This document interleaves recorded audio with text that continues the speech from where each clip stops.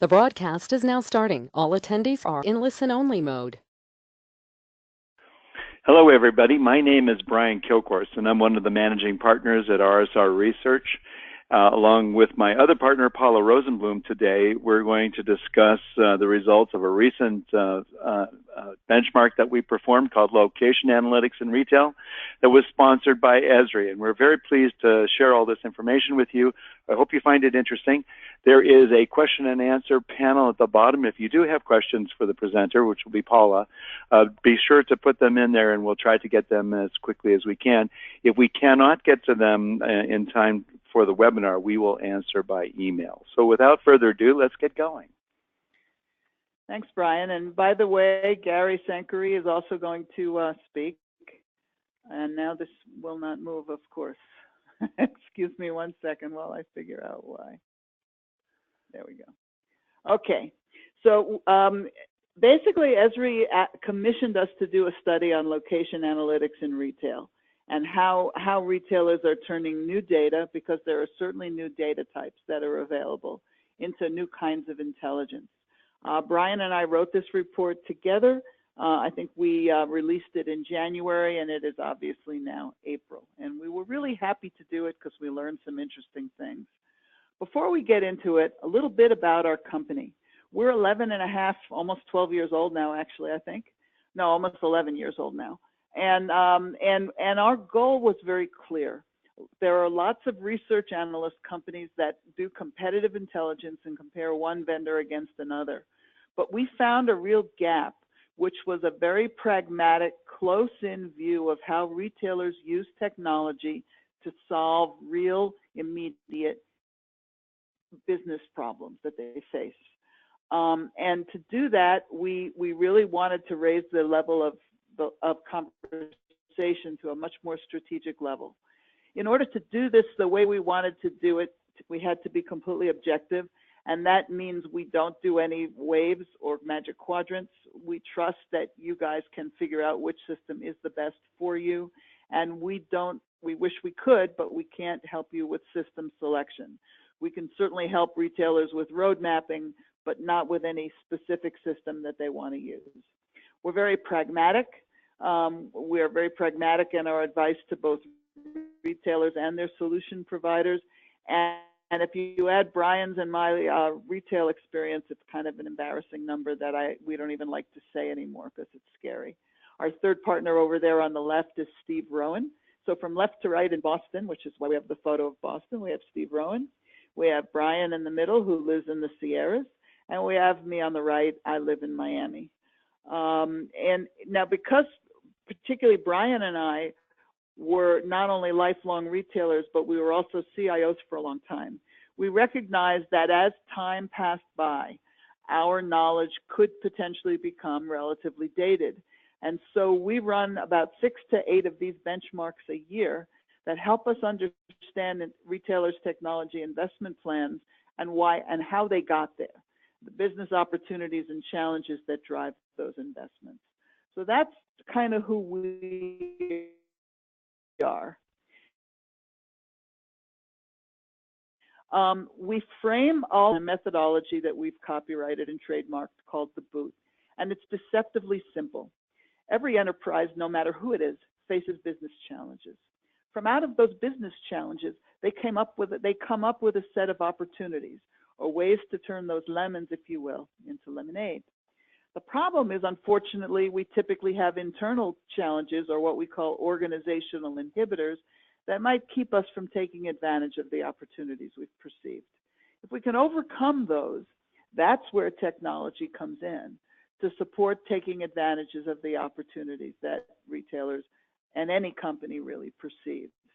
Now, this is a very simple model, but it gets really kind of interesting when you cross-tabulate results by retailer performance. And we have a category of retailers that we call retail winners. And it's a very simple metric. It's those whose year-over-year comparable sales, and that includes the web, outperform inflation and their peers. And what we find, the deeper we dig into this data, is that more and more retail winners don't just happen to sell more stuff. Selling more stuff is an outcome of a very different thought process and a set of actions that differ from their competitors. So that's important because we're going to refer to retail winners a few times in here, and I think it's useful to understand how we contextualize this whole thing. So with that, what did we hope to discover? What was the research overview? Well, what did we hope to learn? We know that there are new opportunities beyond site selection. Brian and I, who've both been out of our CIO chairs for close to almost 2 decades now, we used GIS systems of some sort for site selection. But there are new opportunities because there's new data types. Moore's law has brought us more computing power. Social media brings us sentiment and brings us understanding about what people are thinking and feeling like, and we can get other information about them demographically, et cetera. And it seemed like there was a lot of opportunity there. But we also recognize that these new data types bring very different kinds of challenges, not the least of which, and it's becoming a bigger issue as Europe adopts GDSN, is anonymous versus non-anonymous data. And we wanted to find out if retailers understand the benefits and the risks. We also know, all of us know, that retailers want to connect with their customers, and we wanted to get a sense if they understood how, whether they were working online or in stores, how location-based analytics can help. And we had several questions that we were looking at. Can these analytics improve and enhance localized assortments? Can they support operational excellence? And is there a role for AI and machine learning in location-based analytics? Finally, do retailers understand what they can really learn net about their customers from seeing where they've been, where they are, and where they might go next? And if so, what do they plan to do about it? What we found was sometimes a little bit disappointing. There's a lot of low-hanging fruit that's been missed, and in some ways we've gone backwards. If I can sit here and say to you that 2 decades ago we used to use outsourced location analytics to decide where to put our stores, it was disconcerting to us, as you'll see in the data, that fewer than 100% are doing that today, and that befuddles me both for stores and distribution centers. There's clearly a lot of focus on honing and targeting the marketing message, which is the good news, but not so much around shopper location, which is kind of the bad news. We also found, and this is not so surprising, that the existing technology portfolio most retailers have are too brittle, or, and I was told to use a better word than this, they're too inflexible to handle new types of data. There's no room at the end for unstructured data, even if it's been churned through a natural language processor. We also found a lot of confusion and mixed messages around the importance of consumer privacy. It's actually rather worrisome. And I encourage you, the more I read, to understand a lot about consumer privacy, as Mark Zuckerberg is up testifying before Congress today, and GDSN is happening. Am I using the right acronym? I think I am. You know, the privacy initiative in Europe is being implemented as well. We found some really surprising differences across retail verticals, and the one kind of retailer we expected to be least interested, which are those selling fast-moving consumer goods, which is what FMCG stands for, are particularly excited. And that was surprising because generally that set of retailers is considered to be technology laggards. But in fact, in this case, their eagerness is profound and notable. So really quickly, and I encourage you to look at the details of this in the report, we've based this report on 81 respondents. We gathered the data during the holiday season. They're predominantly US-based, but they're selling through in all parts of the world. You can see we had a nice split in annual revenue. Slightly less than half were retail winners. The others, about 60%, were not winners. And we had a pretty nice split across fast-moving consumer goods, apparel and footwear, hard goods or durable goods, general merchandise, which is less expensive product, obviously, hospitality, and boutique. So we had a really nice split there. By the way, for purposes of analysis, we tend to group boutique retailers in with apparel and footwear because they have more similarities than differences. So with that as kind of the backdrop, let's talk a little bit about business challenges. And the one clear message that we got is that retailers really do want to know more about their customers than they already do. So if we take a look at the overview, and Brian or Gary, feel free to chime in if you want to. It's very clear that our respondents believe it's critical to provide relevant content, and it drives a lot of decision making. However, in the business challenges area, we found a real lack of appreciation for consumer desire for privacy. I suspect that's going to change very soon, but as of the date of this survey, they really didn't quite get it, and they were very enthused and excited about the prospect of going non-anonymous. And that enthusiasm extended to what I can only call creepy kinds of technology. So let's take a look at the details around these business challenges. Here you can see, now we always ask our respondents to play lifeboat, which means they can only pick 3, and they must pick 3 of the business challenges that create an interest in using customer location data. Here you can see the most frequently cited business challenge is that consumers want relevant content based on their personal tastes. And yet 20% fewer said they want relevant content based on their point of interaction. And even fewer wanted more convenient navigation through physical spaces. Retailers generally didn't express as much concern here around privacy as we would have expected, but nonetheless, the overarching message was an angst around the dissatisfaction with irrelevancy. That they are absolutely tone deaf to the creepiness factor, at least back here. Later on, we get a very different signal, but up here, given that they had to play lifeboat, consumer dissatisfaction overrode every other issue. So with that, what are the opportunities? And the biggest opportunities we saw was harmonizing channels. Now I know channels isn't a popular word right now. It's better to it's just retail. But as a retailer, the purchase orders have to go somewhere. The product has to be sitting somewhere. The customer shopped somewhere. So internally, while our customer-facing vision has to be, it's just retail and it's just my brand, you know, whoever the retailer may be, internally, we do have decisions that we have to make around how all the various touch points where we meet a consumer and all the various areas on the supply chain where we have decisions to make. How do we harmonize them, and how do we create harmonic marketing messages as well? Because we do have, in fact, different people doing different things. So what were the opportunities we saw? We saw a lot of hope for consistency in content and marketing across channels.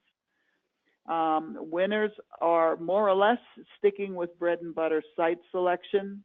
Again, this is where this whole vertical focus started to become clear. And as I've been saying, selling channels really still matter. And it seems that the world has woken up in the last week or two and realized that the story of the retail apocalypse was a false flag. Now, there are a couple of us in the industry. RSR happens to be one of those companies. Another one is our friends at IHL Services, who have been fighting this narrative, this clickbait around the retail apocalypse for well over a year. I can actually remember the first time that Greg Busick and I sat on a panel and railed about it. Greg's done the math. I know somebody else did some other math that came out with different results, but Greg's data is a superset of that, and the bottom line is that more stores opened in 2017 than closed. So rumors of the death of stores really have been greatly exaggerated. And you'll see this, it comes up in every study that we run, even retail disruptors, 89% of them operate stores. Pure plays are a good way to start. It's not always a very good way to become profitable. Okay, so we asked, and this is really interesting, the 2 channels most important for location-based tracking 3 years from now. Number 1, no surprise here, mobile and m-commerce was considered the most important because that's where you get to appropriate context. If you know where a customer is or a shopper is, you can deliver relevant content to her. Our challenge is really around making sure this is permission-based rather than non-permission-based. And the second is absolutely stores. So to think that 3 years from now, you know, we'll have like 5 stores left in the world and everyone else will be online is kind of silly. And you can see that stores rather came out pretty far ahead of branded online channels as one of the top 2. So what we know is that consumer mobile devices, again, is the tool that retailers can use to deliver precisely targeted value propositions based on where anonymous consumers are and potentially based on permission-based, non-anonymous consumer buying preferences and needs. This information is typically derived from digitally enabled shopping trips. But the clear message from this slide is that mobile is going to remain important and stores remain very, very important for the foreseeable future. Most especially, hi Gary. Yeah, hi Gary, yeah. Question for you on the last slide. Did you guys get any sense for the exchange? You know, it feels to me like if there's an exchange between the consumer and the retailer in terms of willing to give up that information. Do you have any idea on that sort of discussion? Because I sense that this conversation between consumers and retailers is shifting to more of a conversation amongst equals, and data will help retailers maintain that relevancy and now, you know, really have consumers who choose to be within their ecosystem. Well, there's 2 ways to go about it. It's a good question, Gary, because there's 2 ways to go about this. One way is to have an app that basically you allow to be running and you give permission to track you. Walgreens does that as an example. The other is Nordstrom announcing, and it's a great company otherwise, announcing what I think is one of the most bizarre privacy policies I've ever read, and I actually took the trouble to read it because I was curious about it, which said we reserve the right to track you in stores, we reserve you the right to track you outside of stores, we reserve the right to track other sites that you go to when you're online. So, you know, there's a way to do it right and there's a way not to do it right. This was one of those rare times when I think Nordstrom had a very, very serious misstep. So the best way to do it, the most, what was the word you used? The most collaborative way to do it is to have an app where you allow for it, and then basically you've given your permission. Does that answer your question? It does. Thanks. The flip side of that, Paula, yeah, I do. The retailer side of this, and we've seen this in a lot of retail organizations, is that they are offering free mobile portals for their stores, and by signing into the portal with the app, you essentially are giving permission for the retailer to interact with you. And this seems to be a best practice in the industry. Several retailers that I can think of offhand are doing this.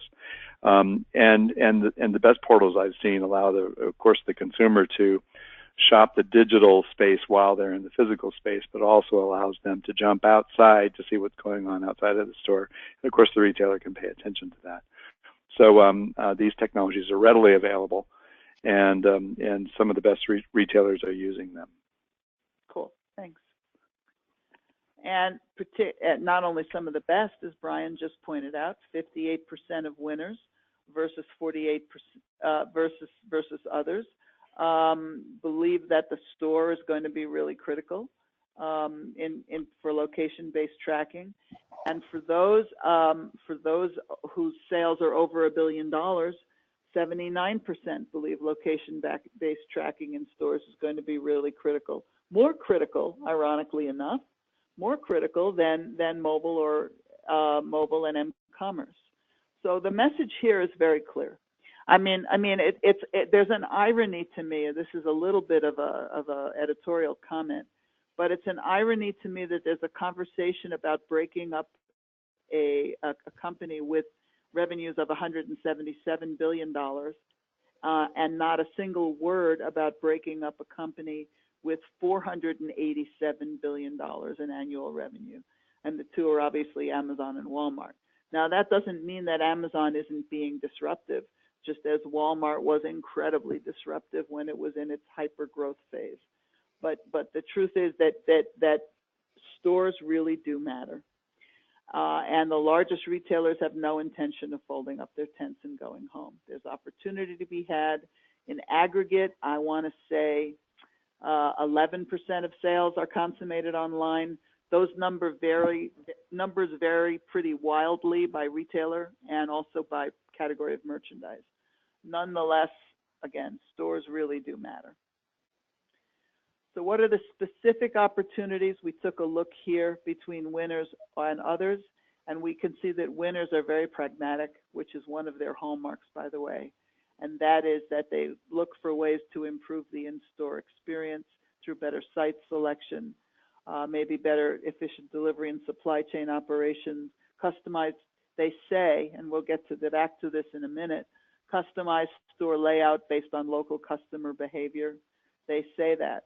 Others are actually kind of becoming fairly creative, even more bullish on targeted marketing, more bullish ostensibly on merchandise plan localization. And again, I want you to hold that thought for a couple of minutes. More proximity-based content and marketing driving sales, better positioning of promotional displays in stores, and because they've not been as profitable, more profitable promotions. So we can see there's a lot of creativity as those who are not winners seek ways to leapfrog those who are winners. So what gets in the way of all this? And make no mistake, things really do get in the way. Change comes hard to organizations, and existing technology very clearly gets in the way.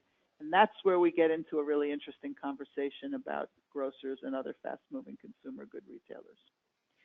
There's no doubt, and you'll see it in the data when we get to it in a couple of minutes, that retailers are tremendously constrained by their legacy technologies and their networks and a lack of skills around managing data. Changes to business models that have been built over decades come hard.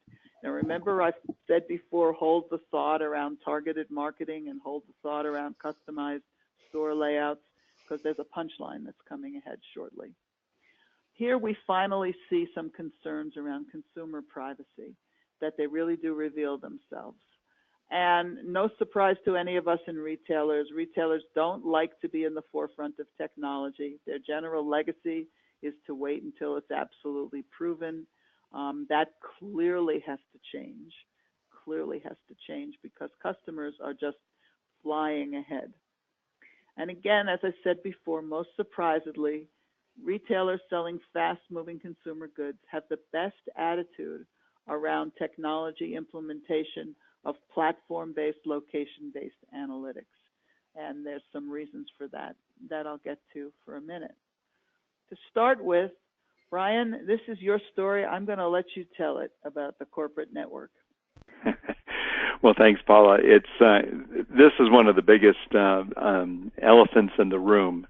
We're talking about cloud-based solutions. We're talking about enterprise-wide portals. We're talking about the integration of commercial cloud and private cloud to offer new functionality both to retail operators at the edge of the enterprise, which of course is at the store, and consumers while they're in the store, and the new data types that are being generated by consumer smart mobile technologies in particular are rich and they're wide. So there's a lot of data.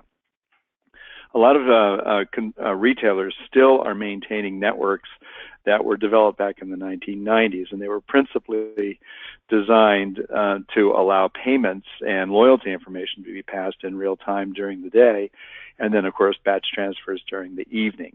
The idea at the time was that the technologies in the stores had to be able to survive an extended network outage. Well, that's at odds with what we're talking about in today's world, and yet those networks still exist. Now, the good news is, and we've seen this in another one of our benchmarks, is that the majority of retailers have addressed this issue. But there's still a surprising number of retailers that have 56 kilobit lines out to their enterprise stores and to the edge of their enterprise, and those retailers cannot participate in some of the things that we're talking about until they resolve that issue. So it's a big elephant in the room, has to be fixed, and there's no two ways about it. And that's probably all I have to say about that, Paul. We've been talking about this for years. Yeah, I mean, the only piece I'll add to that is that mall operators are often the gating factors for those of you who are located in malls, because a lot of these guys have decided they're also telecom guys, and there you are with your 56 kb lines. Exactly. The second one, which is a story that's dear to my heart, is that they don't necessarily have the expertise to analyze or use the data.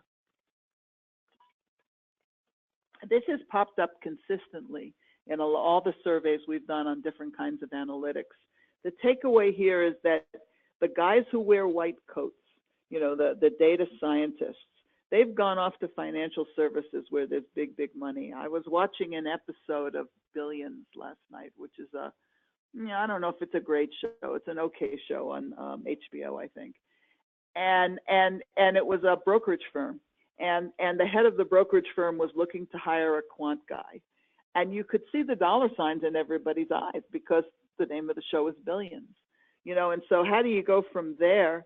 You know, Gary has talked about a company he knows that is paying up to $350,000 a year to a good data analyst. I'm not sure that they can't make, especially in today's environment, that they can't make more than that in financial services. So the takeaway there is that whatever we produce out of our system, whatever comes out of the systems you buy, have to be consumable by the average person. And the queries that are formed to get the answers to these questions have to be really easy to execute. Now, after that, we can see there are some other issues here, that the analytical engines are older, and so they can't handle non-transactional data. And then finally, at last, we're starting here to hear a couple of concerns among about a third of respondents who said that, you know, there's a risk associated with using that data. Yes, there is. There's a tremendous risk around using that data, and it's good that finally it's popped up. You can see organizationally, they don't necessarily know where to begin. There's some belief that the IT organization doesn't have the expertise to design around it, which I think is a corollary to this, that they don't know how to use it, even if they get it. And other interesting data that you can find in the report itself. Add to that a pretty disturbing disconnect. And we have a quote here, you know, the push side. We can use location analytics for more targeted marketing and customized store layouts. And then the pull side, and this is very real, and I do have it in the data to show it to you. Our company's profitability model is based on standardized assortments and store layouts. So we're desperate for customer analytics. We're desperate to learn more and more about our customer so that we can create more targeting marketing messages. But once you've done that, and when the rubber meets the road, whether it's on your website or in your store, are you customizing and personalizing, or at least getting closer to what the person's real taste is?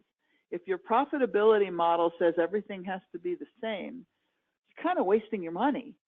But that's not the right answer either. The right answer is to find a way to customize, let's say, the 20% of the store that actually really matters, and leave the rest of it be standardized assortments. Something's got to give. This can't stay like this. And so let's take a look at the data. And this is not a small number, right? 59% said that one of their top 3 organizational inhibitors that keep them from taking advantage of the analytics that they've gathered is this profitability model. And then lo and behold, almost 50% have now decided, oh dear, our business leaders are concerned about the creepiness factors in tracking. And yet earlier in the study, when we asked different questions, and the questions weren't asked in the sequence you necessarily see them here, But so they may have in one sentence said, "Oh, we're really enthusiastic about the opportunity to get data from mobile phone carriers," and on the other hand, 2 minutes earlier or later, they've said, "Well, what about the creepiness factor?" That's a real issue. We are concerned that retailers tend to be technology laggards. They want proof. They want a business case. And then again, back to privacy again. Overarching concerns about consumer privacy prevent us from even considering these types of applications. So I walked away being really confused, quite honestly. I definitively, it was hard for me to say much. Beyond that, it's alarming that retailers are telling us they're clinging to a profitability model that they know is dying. They know it, but they're having a hard time dealing with the data and the knowledge of customer preferences that we're getting.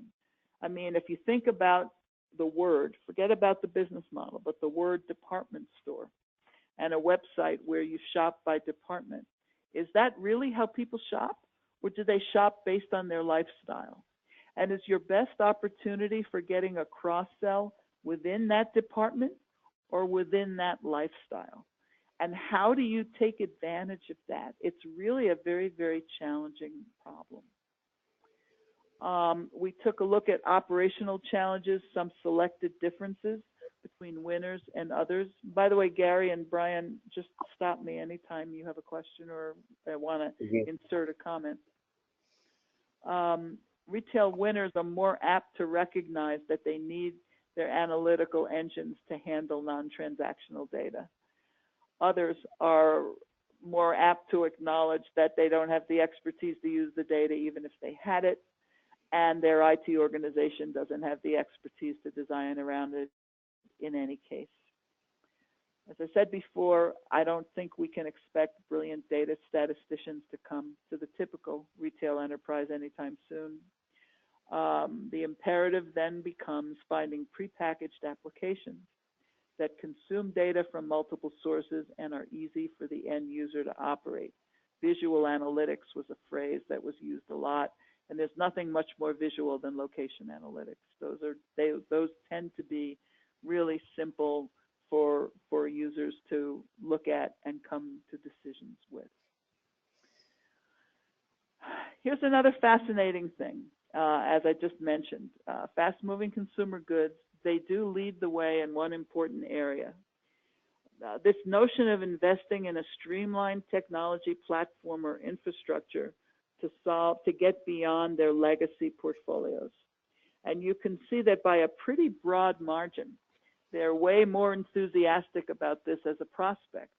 And the reason for that's fairly simple. Their technology portfolios are generally not as robust as some of the other verticals like fashion and hard goods.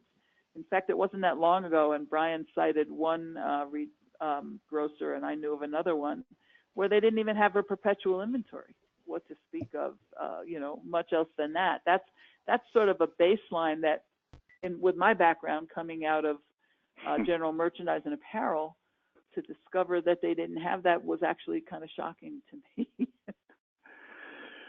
Well, it's an interesting thing, too. The thing I found so fascinating about this data point is it reflected some other recent things we've seen in fast-moving consumer goods, and especially with grocers. And that's that they are responding to the omni-channel effect that's happening throughout retail. As an increasing number of consumers are actually using their digital devices to begin their shopping journey in a grocery store. And grocers have realized that perhaps unlike a fashion retailer where the interaction outside of the store is important to driving the person to the door, in the grocer's situation, the customer might be in the door and is now looking for product information or looking for loyalty information, looking for recipes, those kinds of things. And there's a realization on their part that they need to interact digitally with consumers in the physical space. It's a big opportunity. What drives this, this was a theoretical nice to have for a long time, but it got real with Amazon purchasing Whole Foods. That's when it seemed to be a trigger event that caused grocers in particular to say, uh-oh, we need to do something. And so we're seeing lots and lots of activity very recently. You know, anecdotally, I was the only RSR partner in the office the day that that purchase happened. And I was getting calls from reporters as far away as Germany asking why all the grocery stock prices had plummeted in Germany. And it's ironic because Amazon at the time, I think, held 3% of the nation, of the U.S. share in grocery, and Whole Foods had 1.5 points. So somehow you put these two things together, you get to a 4.5% share, and everyone is terrified, and they're plummeting. It's a fascinating effect, as Brian said, real or otherwise. It's fascinating. So all of this begs the question, and this is obviously a flyby. The report itself is, I think, about 30 pages long, and you can enjoy it for as long as you want to read it and study it. But this is a flyby. So what kind of location-based analyses are interesting to retailers?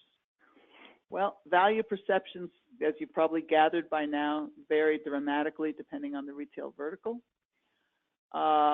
Some analyses are already in place, and I'll show you that, and are working well, again, in certain retail verticals. Fast-moving consumer retailers, I'll say it again, and you'll see the data in black and white fairly shortly, have really big plans.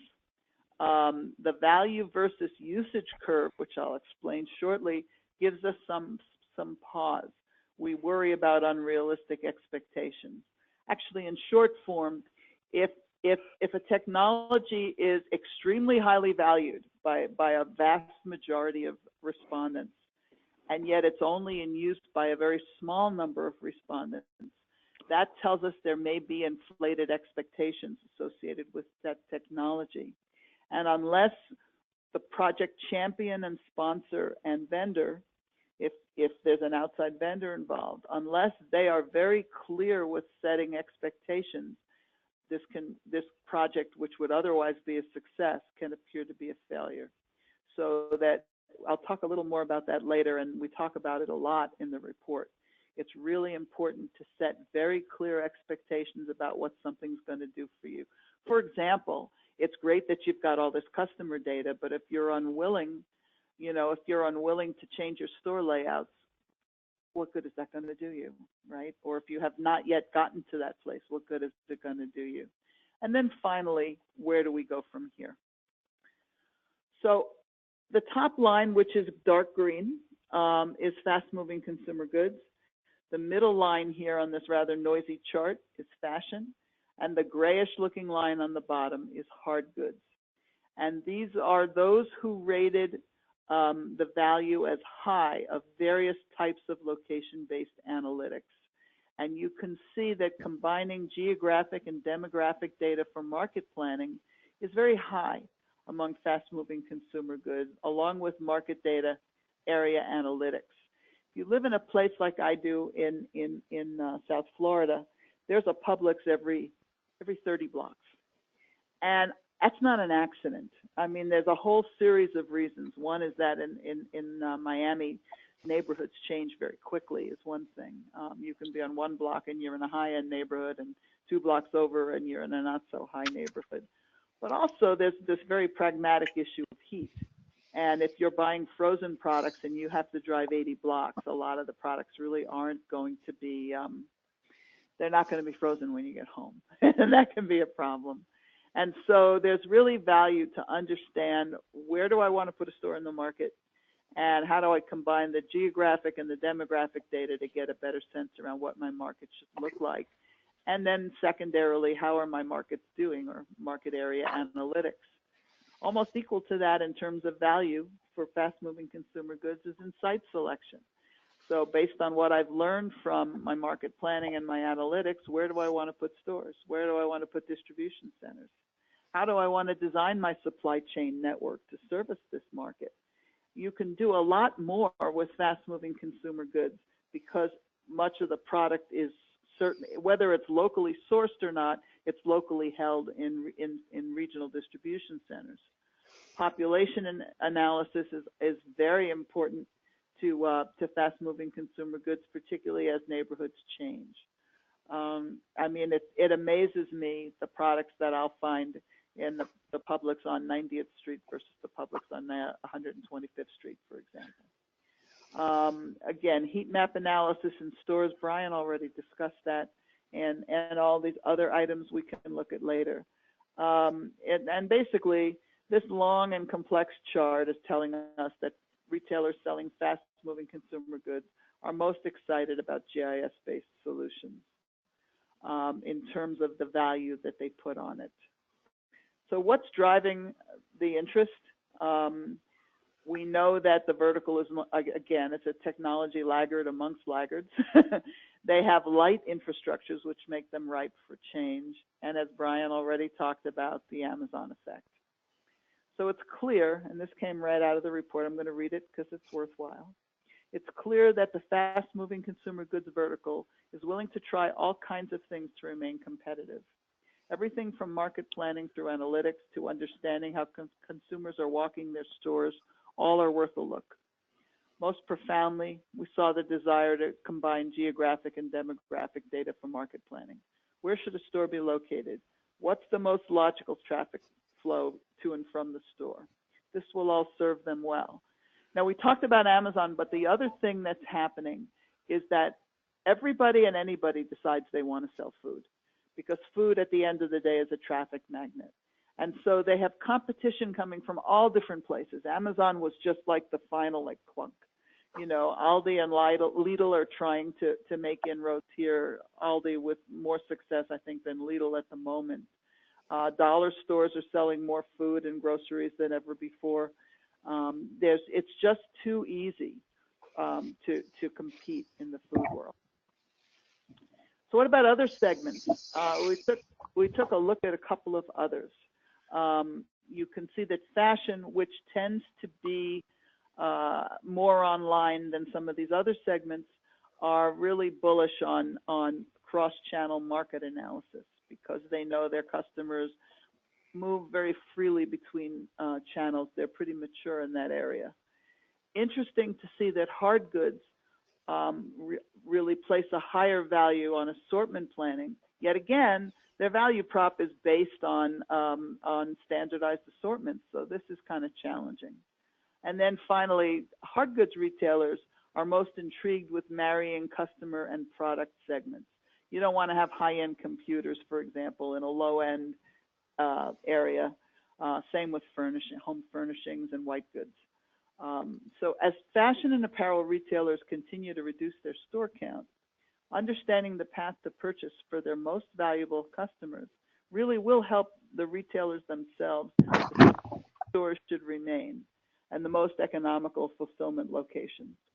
You know, the days of 99-year leases, which actually existed for a long time, are long behind us. I know a lot of retailers are going to 5-year leases in malls rather than even the 10-year leases they had before, because they just don't know how fast that upward curve is going to go in their segment.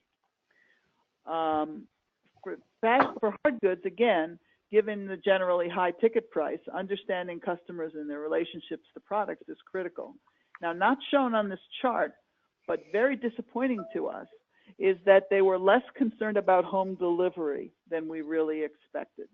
You would think that home delivery well, I know because I was in the industry, that you make or lose money in big ticket based on the density of your home delivery operations and your ability to optimize things. So the fact that they're not using GIS for this is a very clear opportunity missed. There's lots of routing patterns and plans that can be done through here that really should be done. Now, I mentioned before that that fast-moving consumer goods have very serious plans. Those come into play right here. I talk about hard money and soft money. Hard money we define as budget. Well, you'll see we ask the question, do you have budget? And that we assume generally will come to pass in about 18 months. Soft money, which is either implemented but planning a change or planned but not budgeted, tends to have a 3-year time horizon Again, presuming no unusual and extraneous external events like supply chain shocks, sudden tariffs that no one ever expected that drop your business through the floor. So assuming all things being equal and the world not going through some trauma, we know that you can see there's hard money around combining geographic and demographic data for better market planning, assortment localization. FMCG is actually rather good at this, I think. Population analysis, market area analytics, and supply chain network design. If we look at the soft money, gosh, if they had their opportunity, they would do everything, right? They would be segmenting on lifestyle and buying choices. They would be doing site selection, which they should be doing now, assortment planning, assortment localization, marrying customer and product segments, customer wayfinding. You can see that they're really juiced over this in concept. The question is, do they actually get there? There's an old, it's a joke in the analyst industry, actually, at this point. Back in the early 2000s, one of my partner friends, not our company, someone else, said, we're in the middle of a POS refresh cycle. And in fact, all of the analyst firms were saying, yes, we're in the middle of a POS refresh cycle. 4 years went by and the refresh cycle had yet to manifest, and we were getting calls from our clients saying, well, where are they? And the answer is they were caught in this soft money dilemma. And in this soft money dilemma, things often get in the way. They can be external events, they can be internal events. I would probably suggest to you, and this is not related to point of sale at all, but when the iPhone came out, when the smartphone came out, it was so disruptive that lots of soft money moved from one place to mobile. Wherever that place was, it just moved and continues to move. So that's the, watch out along those lines. Now, I mentioned before that I was really concerned about the gap between value and usage. This is not a good sign. When 72% say this is really valuable, I need to have it, and only 27%, or basically a little more than a third, say I've got it and I'm satisfied with it, it tells you there's a concern about unrealistic expectations. And so it's really imperative to make sure you understand what this means, what you're going to do with it, and how you're going to make it work. And that's true with all of these where the gaps are so large. Because it creates unrealistic expectations, and unrealistic expectations are a cornerstone of project failures. None of us wants project failures. We want project successes. And the way to do that is to be very explicit about what can be gained and how it can be gained. So where do we go from here? And I've kind of talked longer than I thought I would. I'm sorry, and I haven't been as conversational as I probably should have been. But straight up, again, it's incumbent on project sponsors and technology vendors to set very clear expectations with prospective clients on what these analytics can and cannot do prior to signing contracts, prior to moving towards implementation. It's also incumbent, and this is a big deal, and I want you all to really think about this. We have to face the fact that standardized, what I'll call the Walmart era, which is standardized assortments and standardized layouts, they're no longer the way to do business. People want to shop based on their lifestyle. And if we can't do it in store, at the least we should be able to do it online. And the way to do that is to know more about them. And the way to know more about them is to understand, again, this mix, this line between where do they live and who are they. And this is really kind of important. Paula, I just want to reiterate that, because I know from my experience and then my time in retail, looking at category management, when we were able to do, cluster and store specific assortments, the incremental sales growth was really, incredible and quite surprising, even on benign categories like paper towels, for example. Oh, right. You told me that story. Yeah, I mean, it was a 9% increase the first year when we were able to optimize assortments based on urban versus brands and all the different things that came into play that we wouldn't have been able to have access to if we didn't have location technology. It's interesting because the shoe business did that fairly early on too. We typically divided them into 4, but it was all based on the fact that they were shoe dogs, which means they did everything by gut feel. It was all based on what they thought. It's really much more valuable to have data. And that's a really prime example, Gary. The last point, which is really important, retail time, which used to seem to be really fast, is no longer even close to customer time. And so we've got to, it's incumbent on us as an industry to make investments much more rapidly than we have in the past. And towards that end, we present the following recommendations. Be pragmatic, be smart, and be aggressive. So what does that mean? For retailers, a very stepwise and careful approach. Seriously, privacy concerns aren't going away.